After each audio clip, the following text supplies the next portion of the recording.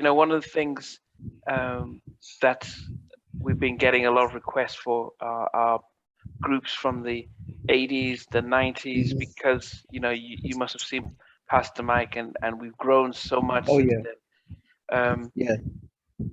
I I moved. I'm from the UK. Well, I was born in the UK, but I moved to Nigeria in the 80s, Okay. and I remember when Troop came out. Wow. What I found out, what we thought was Troop were dancers who could sing, because we were Yeah. more impressed by how well you guys could dance, and then the fact that you could sing.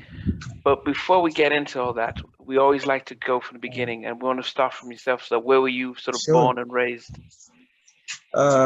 Actually, born in the city of Orange County, Oh, California. Was raised here in the city of Pasadena.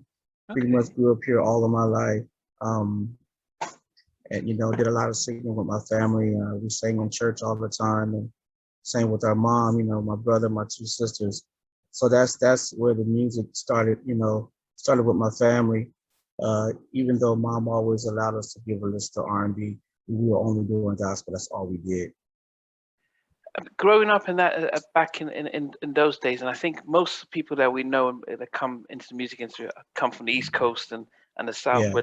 but being in California, was it just singing as part of your sort of weekly routine? Did you ever at those early days? What was it? It was daily.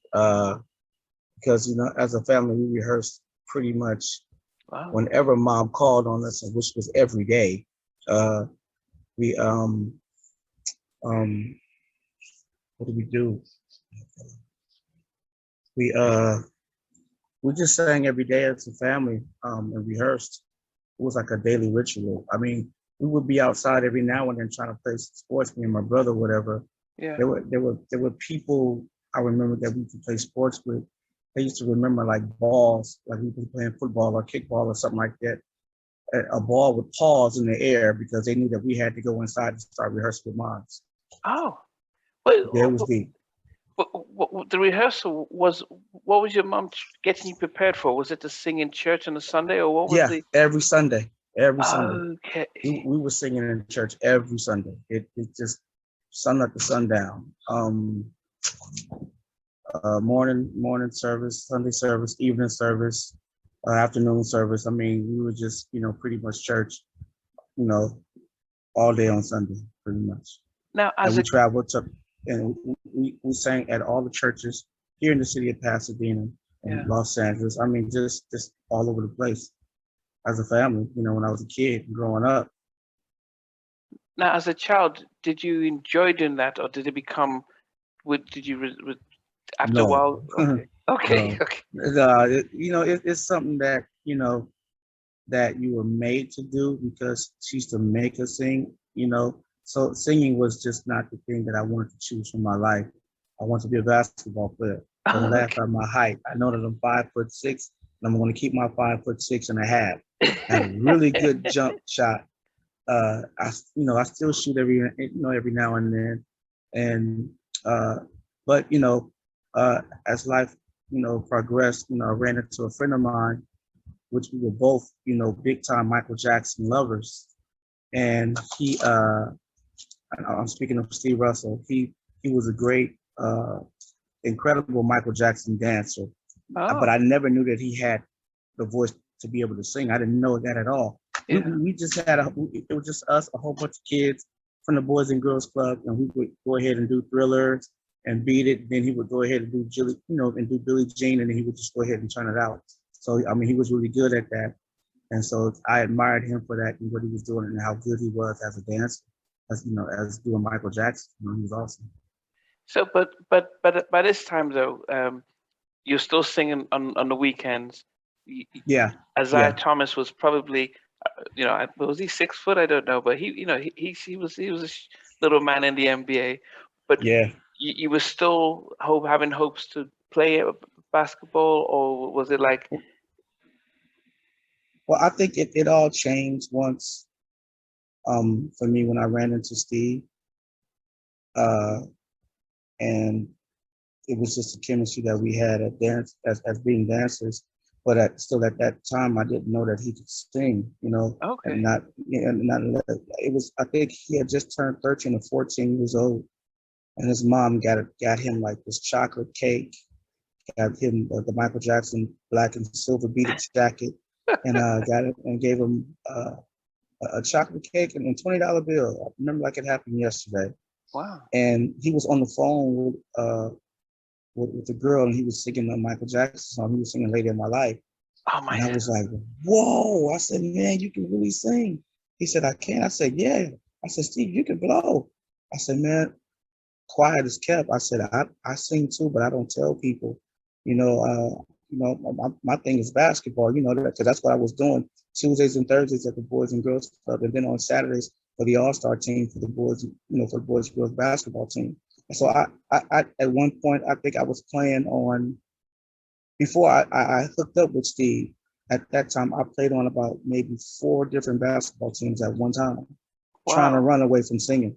You know, even the youth pastor would have a meeting with my mom and was trying to get me to stay home more so I can be able to go ahead and sing more with the family and everything. But I was really getting serious about basketball at that time.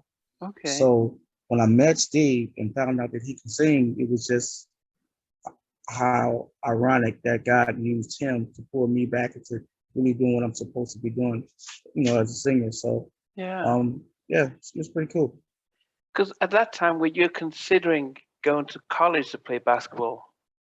I thought about it. My church, I believe, in the year of '87, and I just graduated from high school at that time. Our church that we were going to at that time, we traveled to Louisiana, and I played basketball with this basketball team from Delgado College in Louisiana. I went to go play ball with them, and actually got a chance to talk to their coach.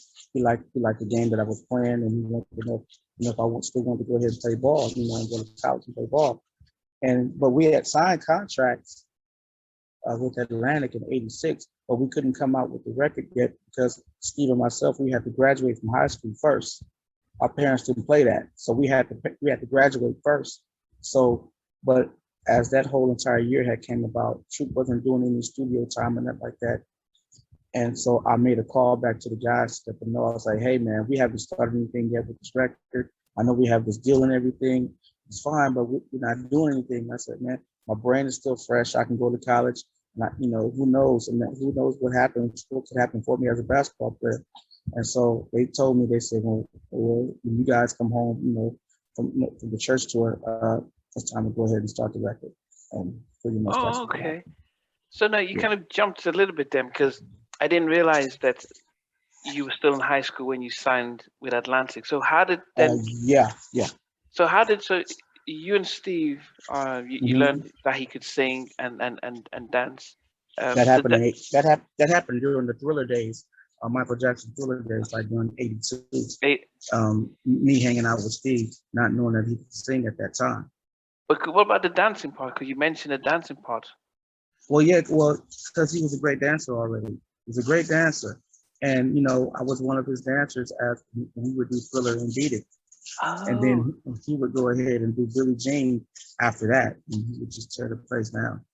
Wow. Is that how you started to learn how to dance? Yes and no. I was kind of like also too like a pop locker from the city. I used to be with this crew called the Ice Cold Crew. These guys, they were like extras in the movie Breaking 2, Electric Boogaloo. And yeah, I used to dance around with those guys all the time. Wow. Ice Cold Crew, Spanky and Jeff, and they were really good dancers, and they were both in the movie Breaking and Electric Boogaloo. And so I used to be a part of their crew.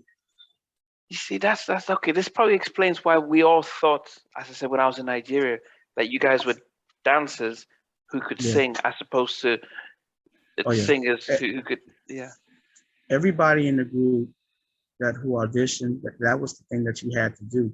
You had to be able to dance, and you had to be able to sing. Yeah. Y'all ready to get busy? Well, let me introduce the fellas to you. This is Rodney B, John, Reggie, Steve,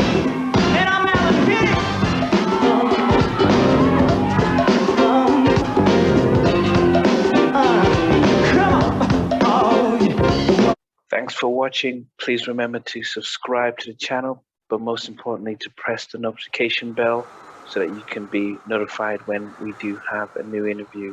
Loads to come, but thanks a lot for watching.